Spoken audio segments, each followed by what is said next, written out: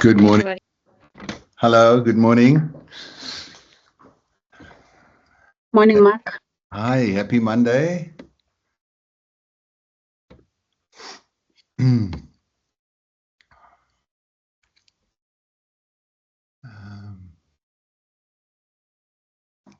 Great. Okay, I'm sure people are still joining. Hi, everybody. Welcome, welcome. Hope you had a good weekend. How was the weekend? It was lots of rain again in Jozi. I don't know, wherever you are, how was it? Was the weather good? Not so good our side, but we can't complain. I never chase the rain away. Good morning, Devi. Good morning, everybody. Welcome to Mindful Monday. And it's every Monday. We always make sure every single Monday we are here. As we wait for everybody else to join, let us settle in for a mindful moment where we place our 2 feet firmly on the ground. We take in a nice, slow, deep breath in through the nostrils, breathing in, and slowly exhaling out the nostrils again with control. That's it. Another big breath in through the nose. And slowly exhaling it out the nostrils again with control. Relax, relax, relax. Another big, slow, deep breath in through the nose. And just hold there for a moment, opening your mouth and gently sigh the breath out. There we go. Coming back to a normal, natural breath. Good morning. Yes. Hi, Monique. Lovely to see you here today, and Varsha. And I know a lot of you are regulars. Some of you are new. Be sure to encourage your colleagues to come along, right? We want to build a beautiful community within the organization. We already have. We already have. Good morning, Oriel, Mindful Champion. Good morning, Ronel.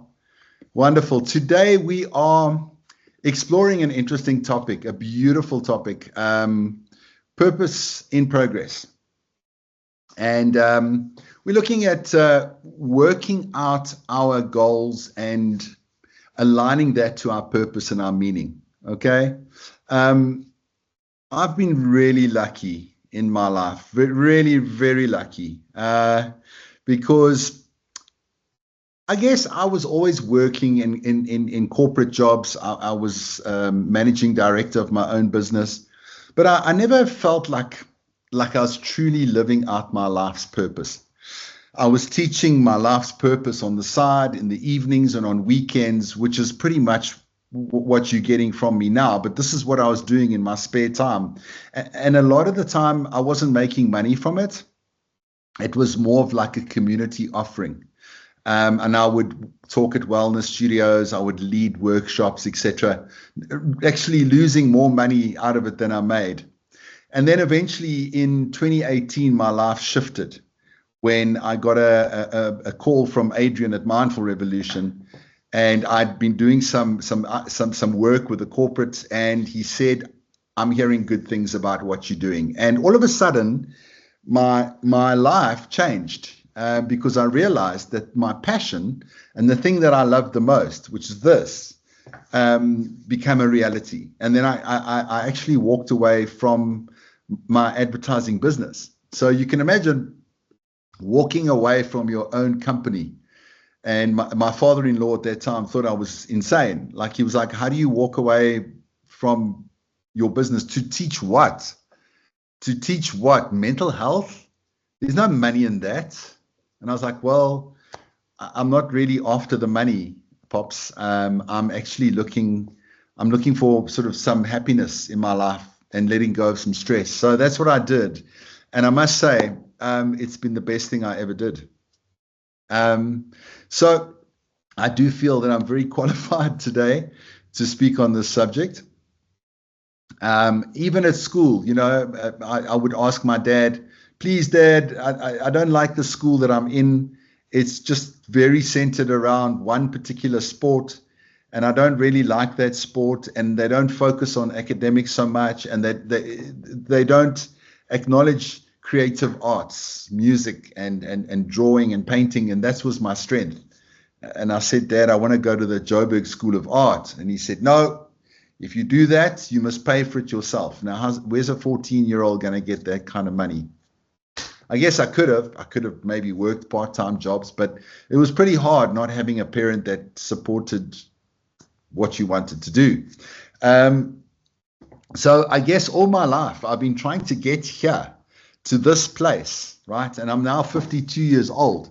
And it's taken me a while to actually find what I love doing. And I really hope to God that you've got something in your life that you love. And as I said, it was always a side hustle. And it's not so much of a hustle. I don't like that word. I was teaching in the evenings. I was studying. I was reading. I was doing coaching. I was even doing weddings and funerals as part of it, So anyway, it was really interesting. Anybody been to Japan? I would love to go. It's one of those places on my bucket list, I'd absolutely love to go to Japan. I think it's so pretty, and the culture is really quite amazing. I believe it's very overpopulated, but it's definitely on my bucket list. Okay.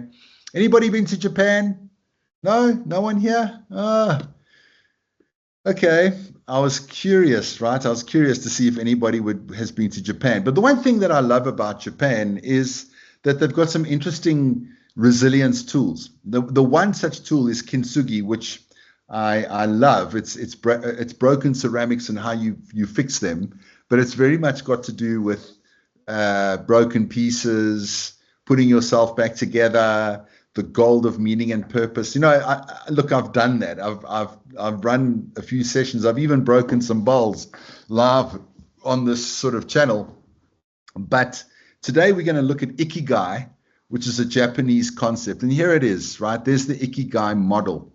Have you ever seen this model before? Ikigai it basically means Iki, meaning alive or life, and Gai, meaning benefits or worth.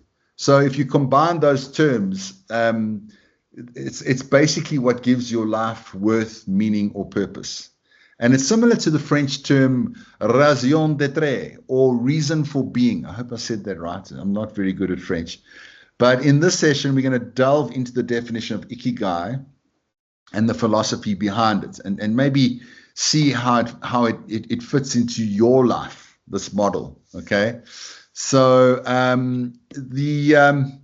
there's a Japanese psychologist, Michiko Kumano, said that Ikigai is a state of well-being that arises from devotion to activities one enjoys, which also brings a sense of fulfillment. And interestingly enough, if you get to a balance of your Ikigai, your physical wellness and your mental wellness is peak, like very healthy, okay? If you can balance these things in your life. If these things in your life are unbalanced, then we might suffer from burnout, stress, and also physical problems. So I guess the question today is, where do you find your happiness? All right. Is it in pleasure or is it in meaning? Where do you find your happiness? Would love to hear your thoughts, and maybe you want to put up your hand and contribute. This lady's eating an ice cream. She's obviously enjoying the pleasure aspect. And, is that happiness for you? Is happiness all about finding pleasure, or is happiness a little bit more, or is it a combination of both? I'm keen to hear your thoughts. Where do you find your happiness? Where do you find your happiness? Is it in pleasure or is it in meaning? And I must say, I do enjoy pleasure. I think there's moments, right? There's moments. Interestingly enough, if we study the works of Dr. Viktor Frankl, he got through the Auschwitz camp, and during the Second World War, he was a prisoner, but he kept on talking about the importance of meaning, right? And listen, pleasure, if you think about it. Okay, let's think about it now. Who loves chocolate? I love chocolate, okay? I absolutely love chocolate. I'm a chocoholic. My father caused that problem. Let's have a look. Lebogang, combination of both. Okay, pleasure being the first. Let's see. Zenande, meaning and pleasure, both. Yeah, I think it's fine. I think that's healthy.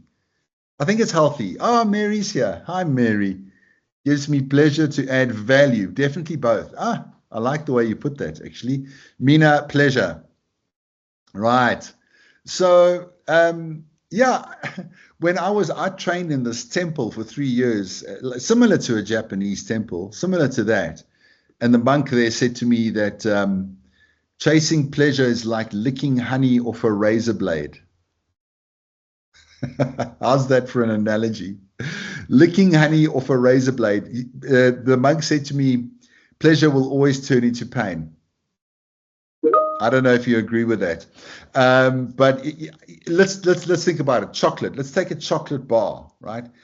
That first line is amazing. Like, wow, it hits your taste buds. You just feel pleasure. Okay, you break off more chocolate, you eat more. Not as good as the first hit. You break off more and you eat. And you eat more and more and until you almost finish the slab, but by the end of the slab it doesn't taste good anymore. I don't know. Is that just me? Is that just me? So the more I indulge in pleasure, the less pleasurable it becomes. Yeah, how hectic is that, Zuza? The more I indulge in pleasure, the less the pleasure becomes. All right. Any addict will tell you that. But I do enjoy pleasure, right? But I do feel that sustainable happiness comes from meaning and purpose in your life. Yeah, it is a bit dark. Here we go.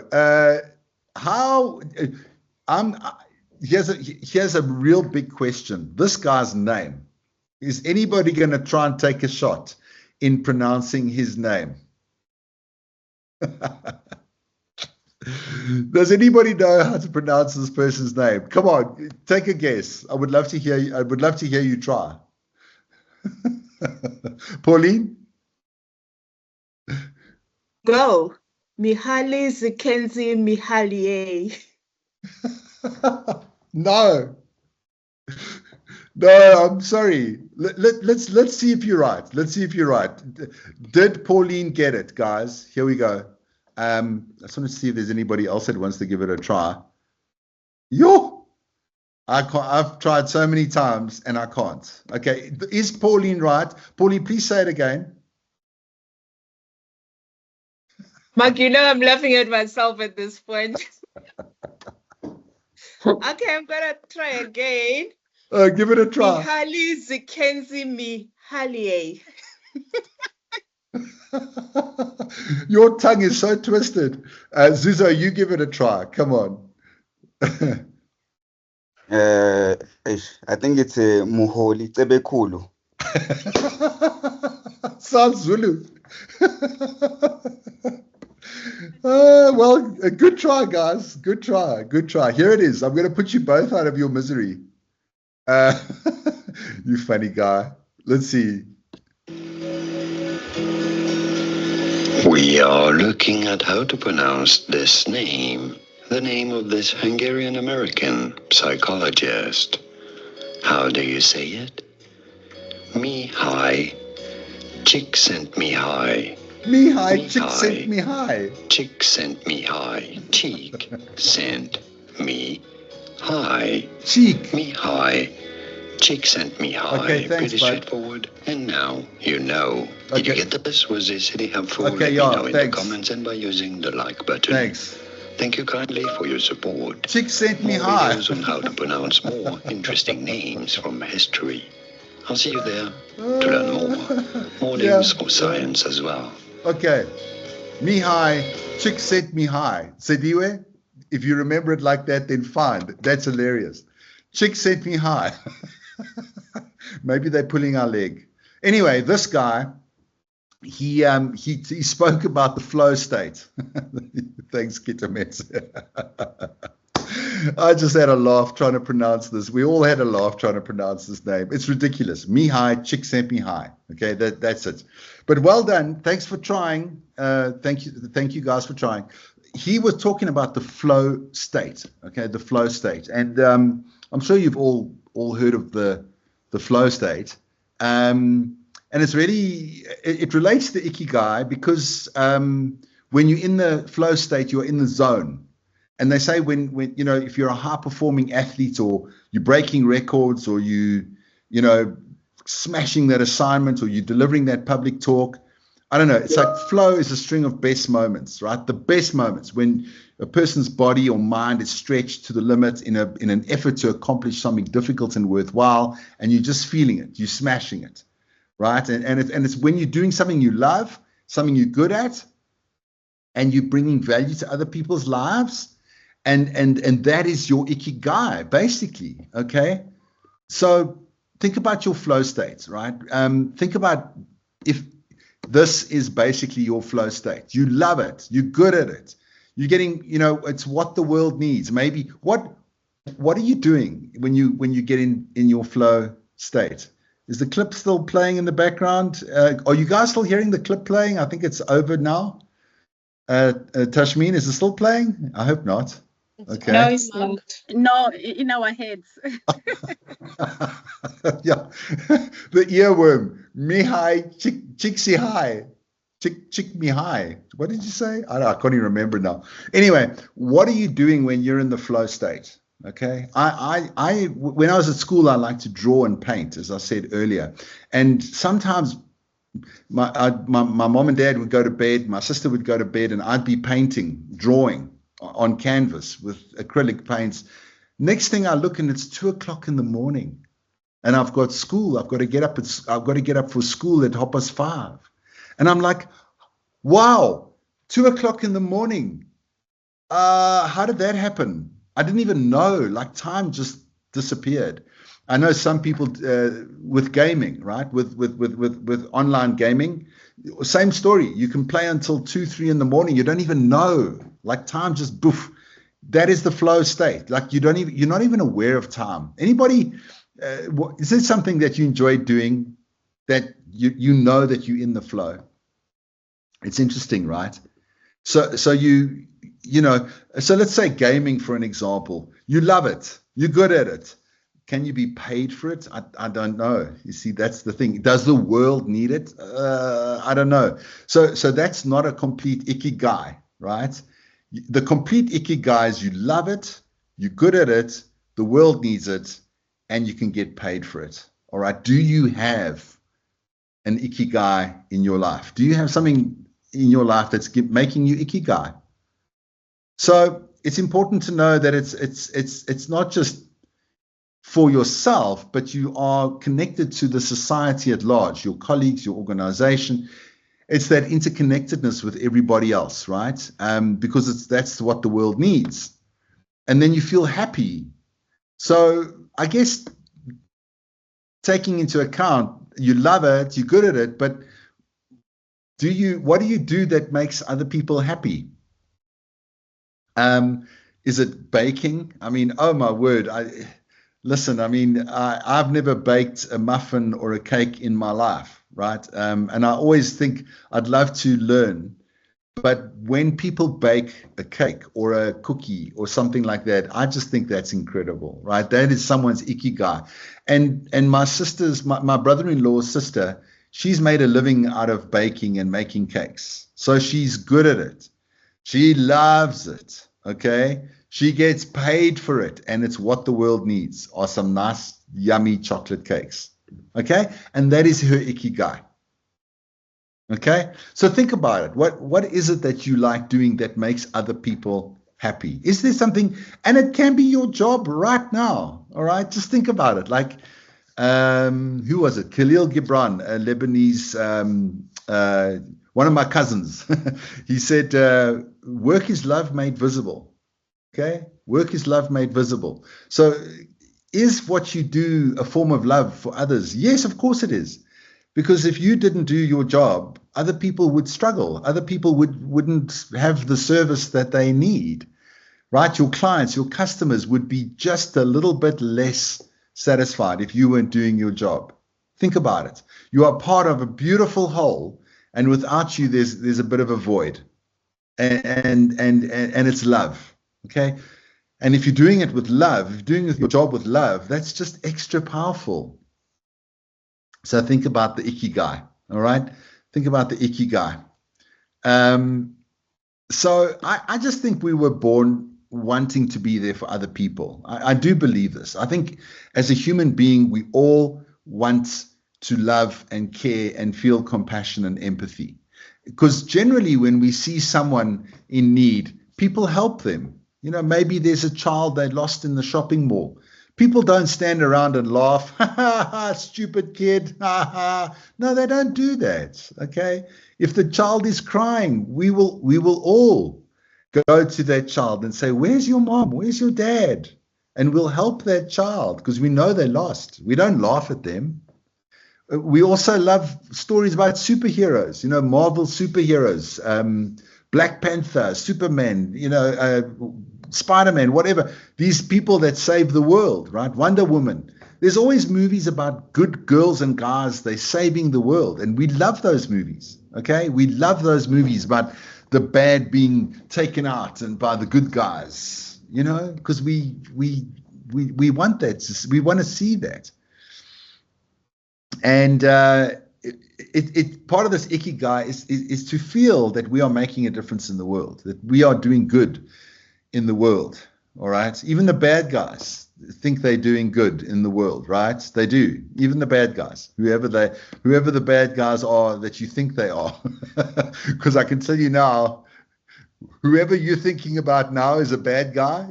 Somebody thinks that they are the best guy or the best girl, right? That just blows my mind. Like there's no inherent bad person in this world, okay? Because everybody's trying to help everybody else. It's just sometimes people really don't understand and get it really, really wrong.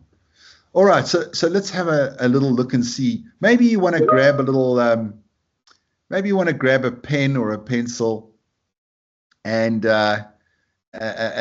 just maybe write down, okay, what do you love? What are you good at? What does the world need? And what can you get paid for? So if I look at this, I love helping others.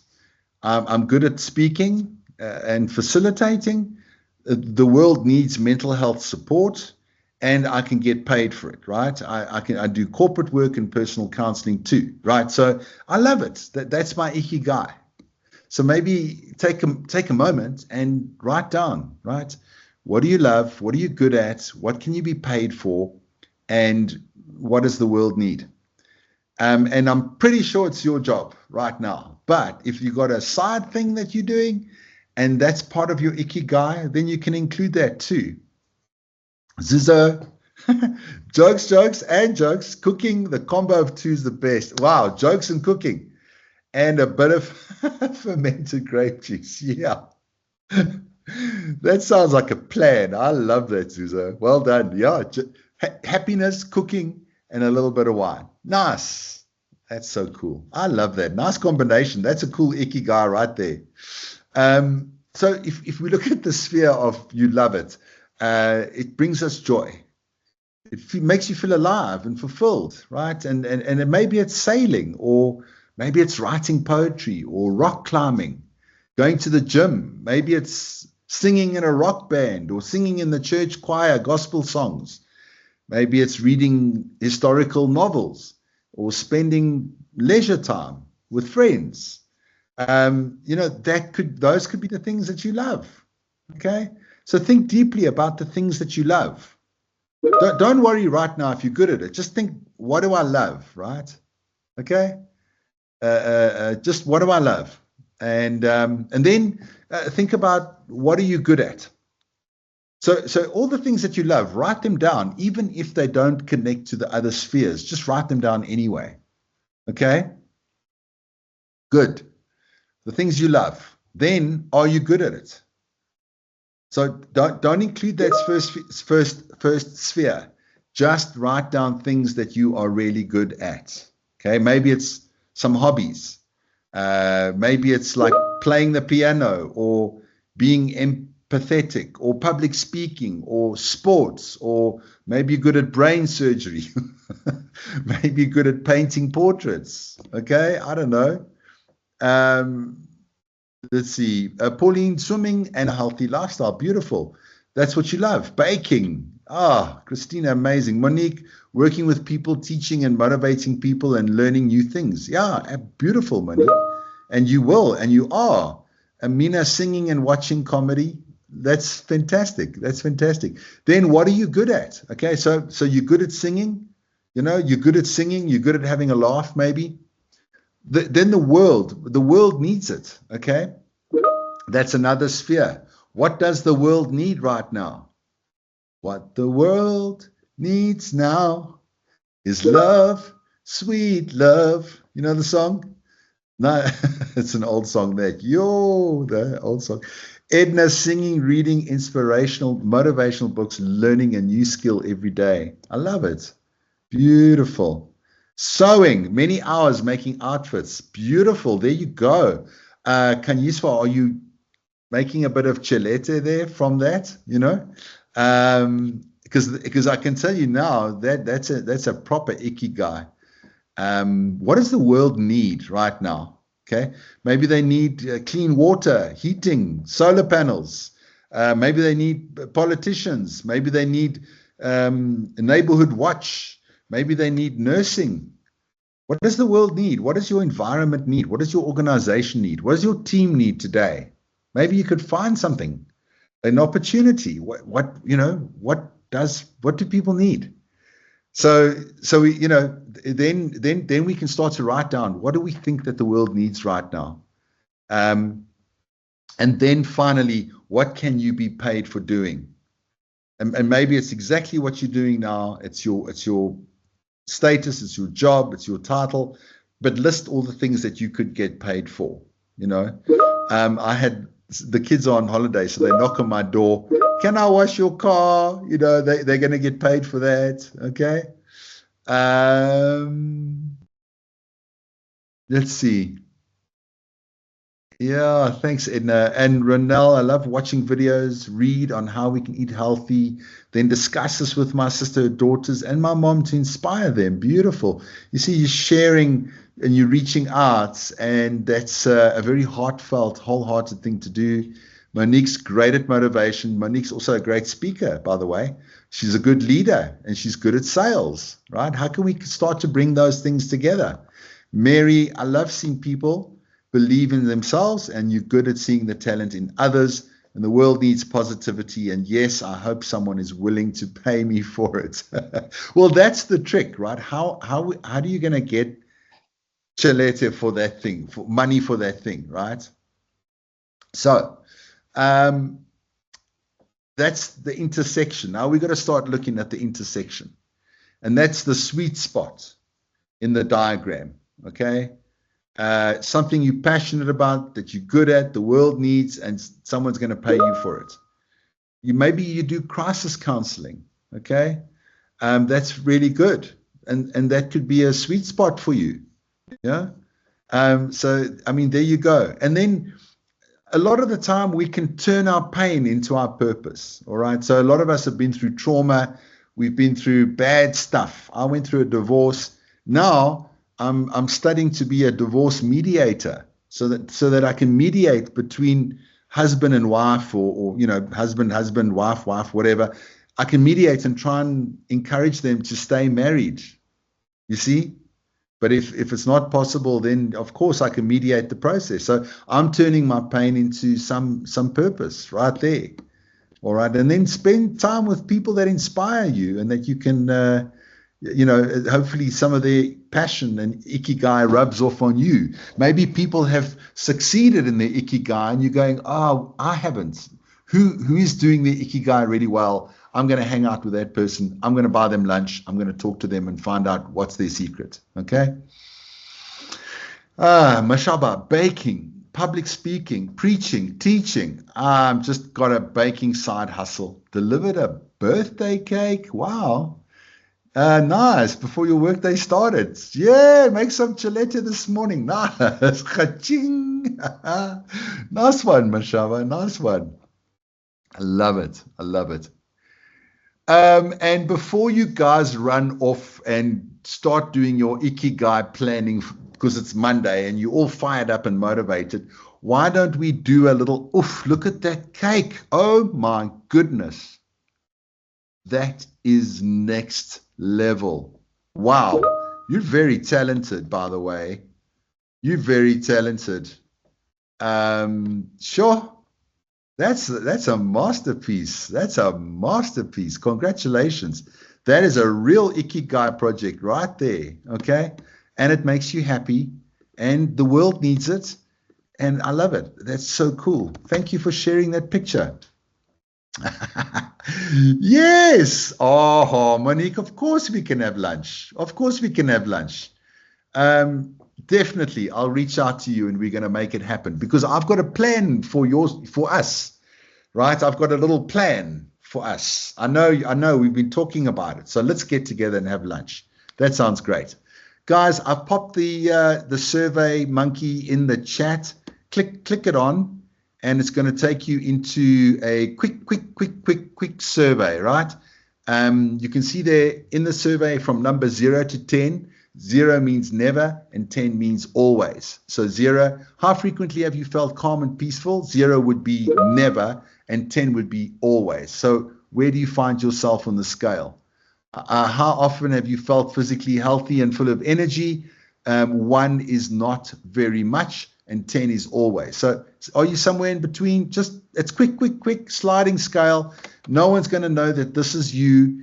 It goes into a collective bit of research data for wellness, for Kitumetse and Mbali, and for all of us to sort of gauge where are we doing as an organization and the people in the organization. You know why? Because we care. We care about your well-being. And if the well-being is low and we're not getting a good reading, then we need to ramp it up, right? We need to help you guys even more. So thank you. Please do the survey. It will help us. Monique, I will reach out to you. Guys, thank you for attending this session today, this Monday on Ikigai. Don't forget it. It's an easy word to remember. Give it a go, and maybe you'll find something spectacular, something amazing, or something that you have already and it's your job that you're doing, but it's your Ikigai because you realize, oh my God, this is my meaning, right? This is my purpose. Fantastic. And celebrate your jobs, celebrate your organization, celebrate your talents, what you studied, your gift to this world, to the bank, to everything. So, God bless. And thank you for joining. Thanks, Kitumetse. Thanks, Monique. Thanks, everyone. Have a beautiful week. It's going to be a good week. And then next week is short weeks. Short weeks are coming. Thanks, Adiwe. Take care of yourself. Thank you, Kitumetse. Thanks, Emelina. Thank you. Go get your Ikigai. Go get your Ikigai. Patricia, thank you so much. Thanks, Vanessa. Awesome, awesome, awesome. You guys are great. Thank you, Mary. So much love for you. Thanks, Mary. Hope you're well.